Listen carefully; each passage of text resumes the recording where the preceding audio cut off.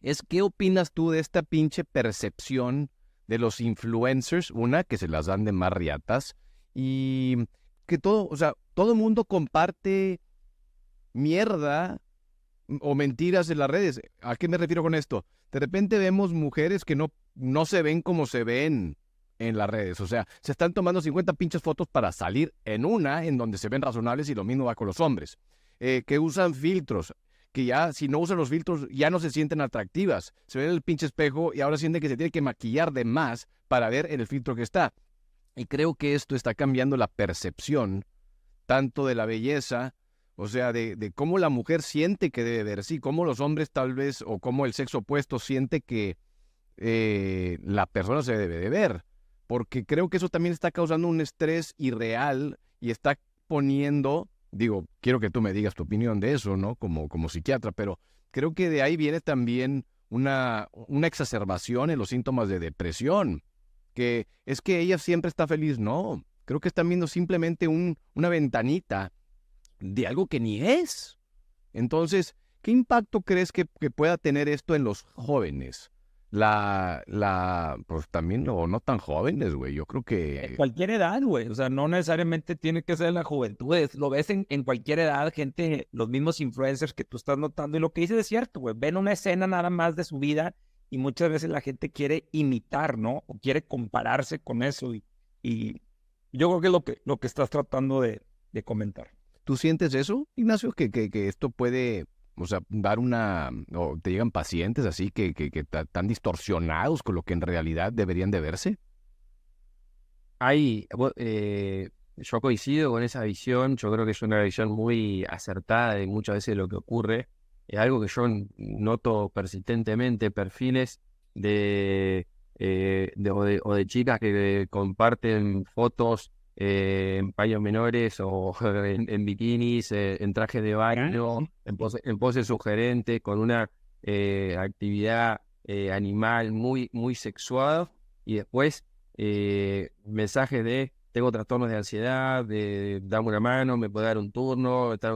Noto una frecuencia muy elevada, al menos en mi situación particular, y después también en mi consulta, lógicamente. Yo creo que vuelve a lo mismo, es esta imagen distorsionada. Nosotros ofrecemos habitualmente un avatar de lo que somos. Nosotros elegimos y curamos lo que queremos mostrar de nuestra vida, porque en definitiva tiene que ver con nuestra identidad, tiene que ver con lo que nosotros queremos mostrar a nosotros mismos. Quizás no es la parte que más nos enorgullece, pero mientras más distorsionado y mientras más mismatch, mientras más discordancia hay entre lo que uno muestra en redes y lo que uno genuinamente eso cree, más difícil se vuelve sociabilizar.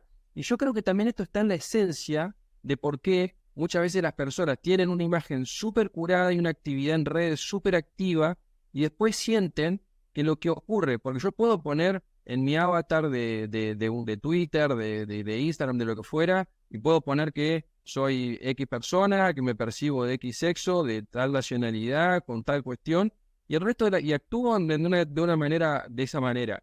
Y después, cuando yo quiero trasladar eso a la vida real, hay una gran diferencia, porque las personas percibimos en función de lo que nosotros estamos percibiendo, en definitiva. Y ahí hay que negociar lo que tiene que ver con nuestra identidad. Nuestra identidad no es cómo yo me percibo y la esfuerzo al resto del mundo. Yo puedo tener la cortesía de tratar y de tratarte como vos me estás pidiendo que yo te trate, pero la historia del ser humano no indica que uno tiene que respetar a ultranza exactamente la percepción de la otra persona. Esto tiene que ser negociado, y esto se negocia con argumentos, con una solidez, con una estabilidad en el tiempo. Lo que ocurre es que de alguna manera predicar tu identidad en algo que vos construiste, que lo decidiste ayer, y forzárselo al resto de la gente, te expone a un nivel de ansiedad, te expone a un nivel de inestabilidad emocional, que además este tipo de cuestiones ocurren en personas que ya tienen una predisposición al neuroticismo, a la volatilidad, al retraimiento social. Entonces, es como es como el perro que se come su propia cola, y es como que esto espiraliza, digamos. Y entender que, por ejemplo, yendo a la cuestión binaria, es decir, la identidad sexual es solamente una parte de nuestra identidad, no es nuestra identidad. Entonces, esta insistencia en sexualizar absolutamente todo también es perversa, también tiene una lógica perversa atrás. porque yo también tengo otros elementos, tengo que ver cómo me gusta el orden, cómo busco mis objetivos, cómo me gusta la disciplina, qué apego tengo a la disciplina, cuáles son mis gustos morales, qué tipo de cuestiones, cómo respeto a la autoridad, cuál es mi lealtad, cómo me refiero con mis grupos de amigos. Todos esos elementos también me definen como persona. Entonces esto de volver el ser humano tan básico, yo creo que tiene una lógica perversa detrás y no creo que sea casual tampoco.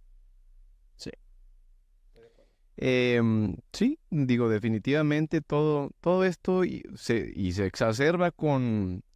Luego, o sea, otra cosa que vemos aquí es con la libertad de expresión. Cabrón, yo siento que no puedes decir nada, güey.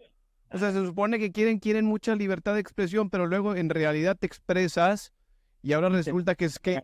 Te manda a la chingada, todo. Es libertad de expresión siempre y cuando estés de acuerdo a su pinche expresión, güey. Pero si luego no les gusta la tuya, ahí se hacen un pinche pedo normal y tienes que estar... Empiezan a pelear entre ellos, ahí los ves los comentarios entre todos. Y eso es algo muy, muy común, digo, a Cristian le pasa más seguido que a mí, porque este cabrón pues siempre mete más spicy en el asunto. Chinga, ¿yo qué, güey? Pues no es mi culpa que quieren pinche 54 géneros. O sea, ¿sabes qué, güey? Se me hace más complicado entender ese pinche pedo que pinche física cuántica, güey. Sácate la chingada, güey. O sea, que le anden enseñando eso a los niños. Cabrón, no debería ser tan pinche complicado. Y tú mismo lo acabas de decir ahorita, Nacho. O sea, eso, la extinción y cuando no puedes determinar que, o sea, ya no sé. No, pues es que no soy ni hombre, no soy ni mujer, soy perro. A la chingada, güey. Y tienes que respetar que es perro. ¿Sabes qué, güey? Pues vete a la pinche veterinaria, güey. No, sí está cabrón. Pero bueno, mira, yo dejé de tratar de entender ese pedo. Bueno, yo creo que uno no tiene que claudicar en mínimamente hablar con lo que uno considera la verdad o mínimamente no mentir de manera voluntaria para conformar los climas de época. Esa es mi postura. Y obviamente que uno puede comer mucha mierda y mucha crítica nociva por hablar de determinados temas que se han vuelto tabú.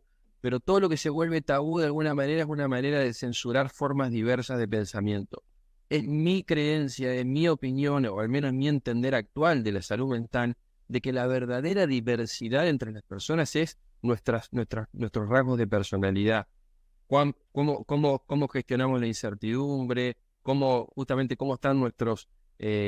cómo son nuestros mecanismos de recompensa, cuán agresivos o cuán pasivos somos a la hora de vincularnos, cuán sumisos o cuán dominantes somos. Entonces, todos estos rasgos que empiezan que son una armonía, digamos, que tienen que ver con una predisposición, un temperamento con el que cada uno viene a este mundo. Y el segundo término, cómo eso se va expresando en función de las experiencias que uno va teniendo. Entonces, ahí es donde uno va apareciendo la verdadera diversidad entre las personas. Y lo que no tiene que ver ni con el sexo, ni con la raza, ni con la altura, ni con el color de ojos, ni con la nacionalidad. Obviamente que puede haber diferencias en cuanto a las naciones, las culturas y estos componentes, pero los rasgos de personalidad y la forma en la que nos vinculamos son los verdaderos elementos de diversidad. Y es por eso que lo que vos decís, decir, bueno, sí, libertad de expresión, si pensás igual que yo, entonces eso no es libertad de expresión. Y entender que no, amamos la diversidad excepto lo verdaderamente diverso. Porque en definitiva, tener un pensamiento más de izquierda o más de derecha, que son expresiones de nuestras propias funciones mentales, son las tensiones eternas dentro de la sociedad y es la verdadera. Por eso hay una tasa muy similar entre las expresiones de izquierda y derecha en todos los países. En todos los países tenés un 40, 50, 60 más o menos de pensamiento más de derecha o más de izquierda, y no tiene que ver con que uno de ultra izquierda y de ultra derecha y una caricaturización. Y se necesita, y son funciones de nuestra mente, que ¿qué representan? ¿Conservamos el statu quo, conservamos las reglas actuales que nos trajeron hasta acá, o necesitamos establecer elementos de progresividad y cambiar acá un poco? ¿Salir de la cueva o nos quedamos en la cueva? Si nos estamos muriendo de hambre, necesitamos salir de la cueva. Si salimos de la cueva, corremos determinados riesgos. Y si nos estamos yendo muy lejos, tenemos que volver un poquito. Entonces, se necesita esa atención, ¿no? Y todo concepto se afirma en el opuesto. Y se necesita esa atención. Son los mejores sistemas que funcionan. El tema es cuando se va de carajo, nada más. ¿Sabes qué? Ahorita que estabas hablando de esto, me acordé de un quote de Saladín, era un sultán musulmán. Y él dice lo siguiente, dice, si quieres destruir cualquier nación sin guerra, haz que el adulterio o la desnudez sean comunes entre la generación joven.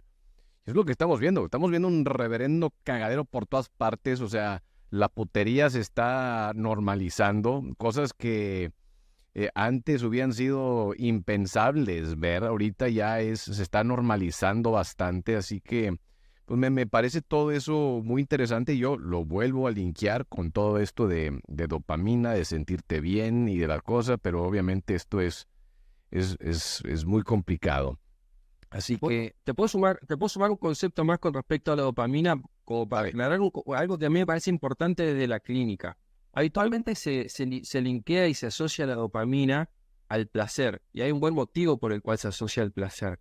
Pero en realidad es el neurotransmisor que nos aproxima a aquellas actividades que nos señalizan placer. Pero en realidad es el neurotransmisor de la búsqueda, de la ambición, de la expansión, de la imaginación, de la creatividad. O sea, tiene que ver con un seeking system, con un sistema de búsqueda que que potencia todos los otros sistemas para saciar nuestros sistemas apetitivos. Entonces, para saciar nuestra sexualidad, se activan los sistemas dopaminérgicos, somos exquisitamente sensibles. Entonces, cualquier cosa que nos señaliza una atracción sexual, un escote, culo, determinadas características faciales o otras características en el hombre para la mujer o en el homosexual, lo que a uno le atraiga, somos exquisitamente sensibles a eso. Pero lo que ocurre es que si vos le metés un martillazo con la pornografía y la masturbación, se te rascás la necesidad, la rascás sin darle de comer al verdadero sistema que necesita saciar el contacto, el vínculo y el sistema de búsqueda, por ejemplo, con lo que tiene que ver con la sexualidad, y se acallan los sistemas de búsqueda. Y ahí es donde entramos en un loop de adicción, de tolerancia, con aumento de la frecuencia, con abstinencia, con un efecto de intoxicación que uno no puede pensar en otra cosa. Y hoy por hoy es un problema bastante importante. entonces Y es lo mismo que ocurre con la alimentación, es lo mismo que ocurre con las apuestas, es lo mismo que ocurre con las compras compulsivas.